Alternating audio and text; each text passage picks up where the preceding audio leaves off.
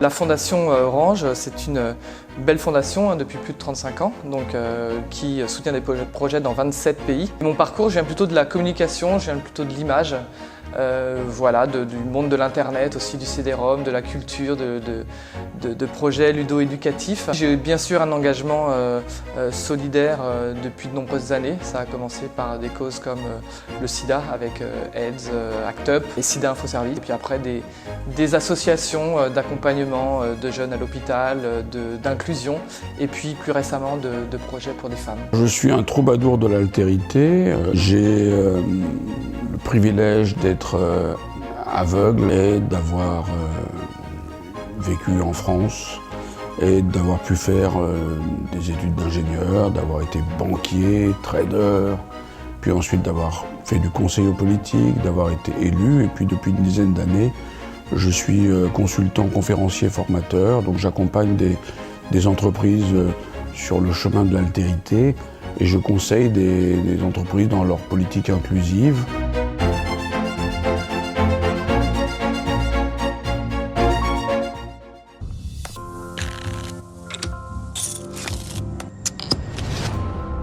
C'est un frais d'esquive quand même. Oh, c'est extraordinaire, c'est magnifique. C'est le plus beau jour de ma vie, c'est un truc de ouf. Tu peux être à Châtelet dans 15 minutes. Important. Ah oui, bon, faut que je le fonce alors. Mais c'est parti. Allez, next. Cherche le métro. Allez. Oui. C'est long, c'est bien. Ouais, allô? Bonjour, ça va bien? Ah. Alors attends, parce qu'il faut que je regarde. Ah voilà, parce que c'est pas gagné ça non plus. La paume. Plus t'es handicapé, plus t'es fort. Et pour qu'on joue ensemble, va falloir compenser. Tu vas me donner des points par exemple, comme ça va équilibrer le jeu. Comment le handicap peut-il créer de la valeur au sein de l'entreprise? Le handicap rend agile.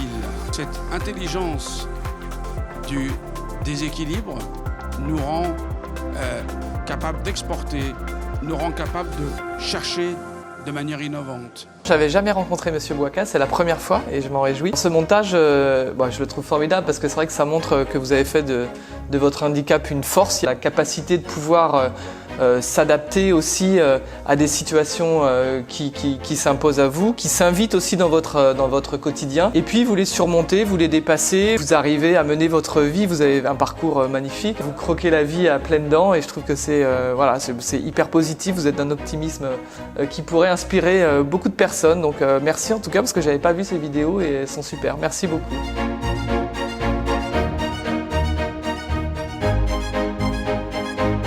Les Monades, c'est une agence qu'on a appelée l'agence Kipik, où je travaille avec deux copains qui s'appellent Nicolas Planty et Timothée de Rex. Et notre but, c'est, sans juger personne, sans nous mettre en mode donneur de leçons, de déconstruire les préjugés. Et le véhicule de l'humour est un véhicule qui permet d'entrer en matière et en manière aussi avec autrui. Dans le handicap, il y a opportunité, il y a potentialité. Ça ne veut pas dire que toutes les personnes handicapées ont le devoir impérieux d'aller faire de la voltige pour avoir le droit d'exister. Dans notre société aujourd'hui, l'héroïsme des personnes handicapées, c'est pas de faire des études, c'est pas de faire de la voltige, c'est d'aller d'un point à un autre.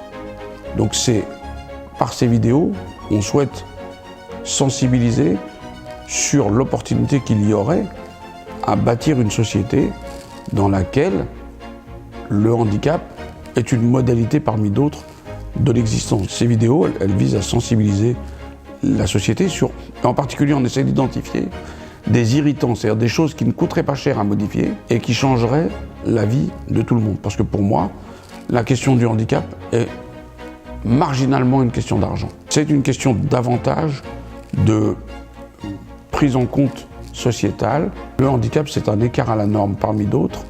Et c'est une richesse, c'est une opportunité, c'est quelque chose qui permet à la société d'évoluer, à nos entreprises de créer et de vendre à l'étranger, à notre pays d'accueillir finalement des troupes fraîches pour son avenir. Vous évoquiez le handicap de naissance avec le handicap en cours de vie.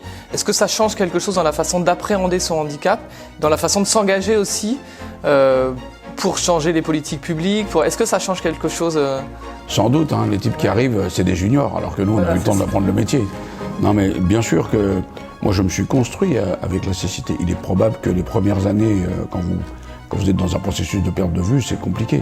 Mais sur le temps long, de l'expérience que j'en ai, beaucoup de personnes qui ont perdu la vue ou qui ont perdu un sens ont réussi à en faire quelque chose. Pour moi, le handicap le plus difficile à résoudre, celui dont on se sort le plus difficilement, c'est le manque d'amour. Moi, j'ai eu la chance d'avoir une mère qui m'a dit, tout petit, elle était analphabète. Et croyez-moi, l'illettrisme ou l'analphabétisme, c'est un handicap qu'on a du mal à mesurer, mais c'est bien pire que d'être aveugle. Parce qu'un aveugle, quand il demande son chemin, on le lui donne. Un illettré, quand il demande son chemin, on lui dit « reste à regarder ». Donc c'est, croyez-moi, c'est pas du tout la même image. Bon. Et du coup, cette mère, elle me dit « moi, je peux pas t'aider dans les études ». Mais une chose est sûre, c'est que si tu montes, je te pousse, et si tu tombes, je te porte. À partir de là, si vous voulez, j'ai commencé la vie dans une vibration, dans une énergie, où en fait, j'ai pas beaucoup de mérite. J'ai un pays exceptionnel, la France, qui a un modèle universel extraordinairement plastique. Contrairement à ce qu'on croit, le modèle universel français, c'est le modèle d'avenir. C'est pas le communautarisme, le modèle d'avenir. À condition que la France pousse son modèle jusqu'au bout. Et